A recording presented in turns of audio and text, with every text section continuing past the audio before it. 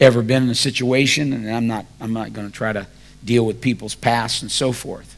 But I can tell you this. When you're a son, just having dad see you once every 6 months is a whole lot different than if he spends time with you on a daily basis.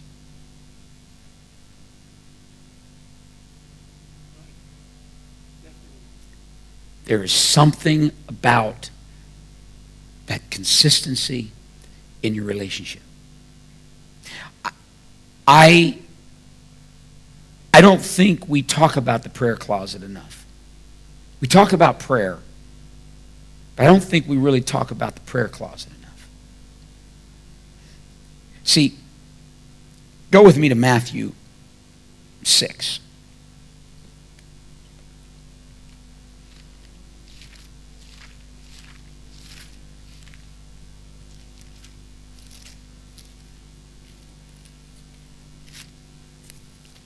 Matthew 6 and verse number 5.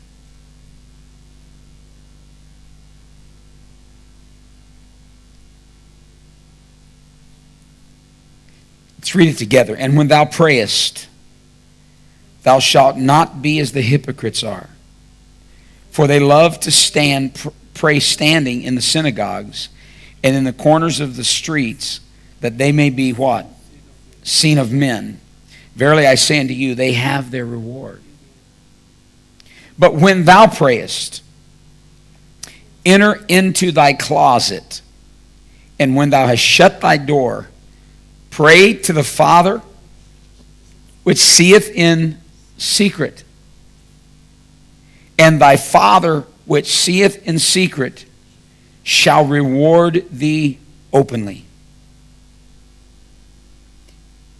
But when you pray, use not vain repetition as the heathen do, for they think they shall be heard for their much speaking. Be not ye therefore like unto them, for your Father knoweth what things you have need of before you even ask. We don't talk about this because this violates our Pentecostal traditions. And I've been taught all my life that if it's not loud and if it's not talk, it's not prayer.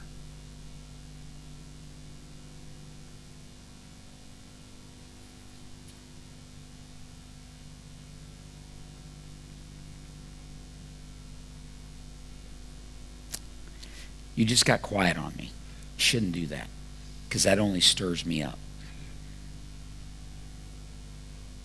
I was told by a great man one time, whenever they get quiet on you, stay right there.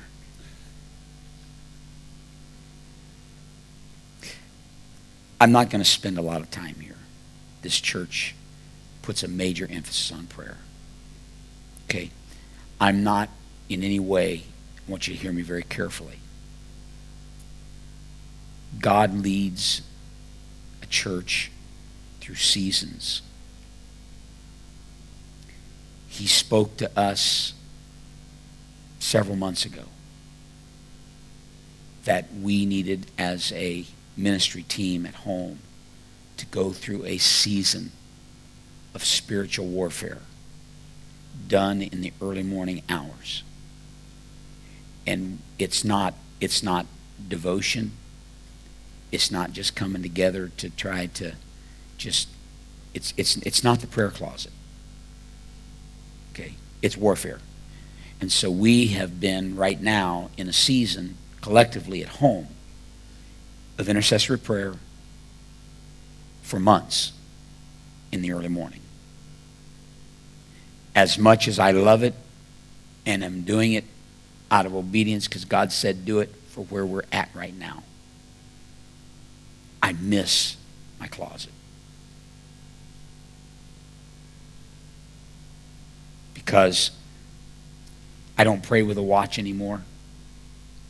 I don't set an alarm to wake up to pray.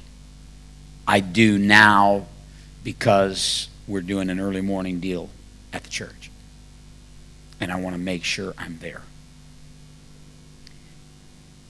But traditionally, I say that not in a bad way, in a good way. Normally, for me, unless I'm traveling, got to catch a plane, I don't set an alarm. Usually the Lord will wake me up somewhere between 4 and 5, sometimes earlier like this morning at 3. One of the things that I like about being alone is that I can lock away in the closet. And it's just me and God. You can't substitute those times.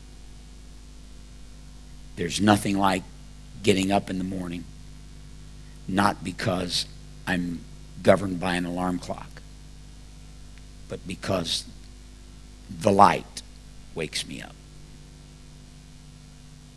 And it moves me to my closet. And I just get alone. And sometimes I'll go in there like this morning and not say a word. I didn't talk this morning. I listened. Because one of the things that we have forgotten, it's the King's voice. That's the most important voice when we pray, not ours. Now, if he's leading us in a spirit of petition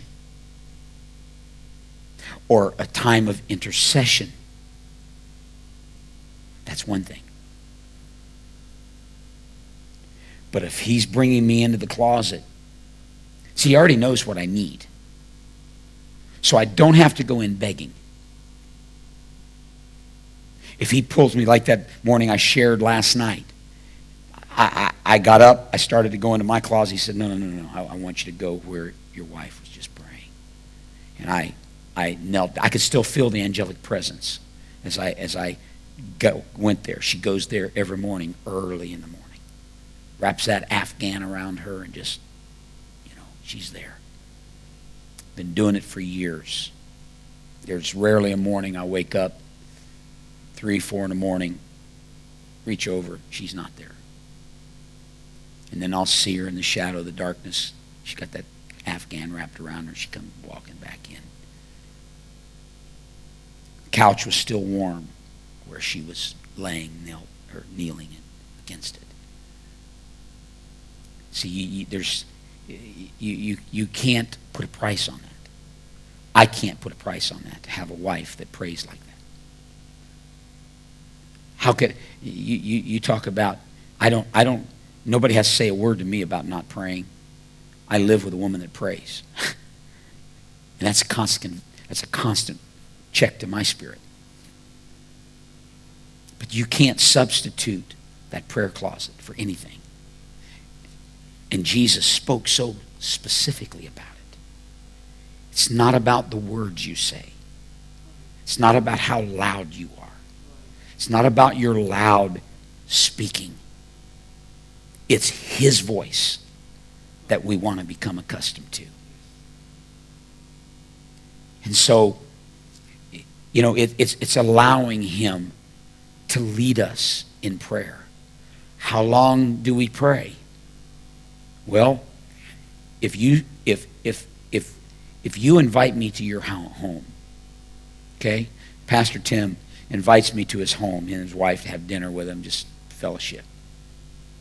Do you think he's going to put a watch down on the table and say, we got an hour?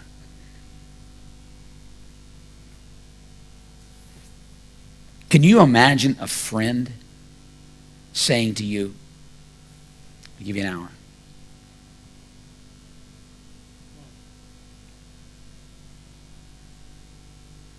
Now, there may be times, look, man, I got to go. I can't stay longer than this, because that's a whole different scenario. But we're gonna, and the problem is when we go into the prayer closet like that, we take our time clock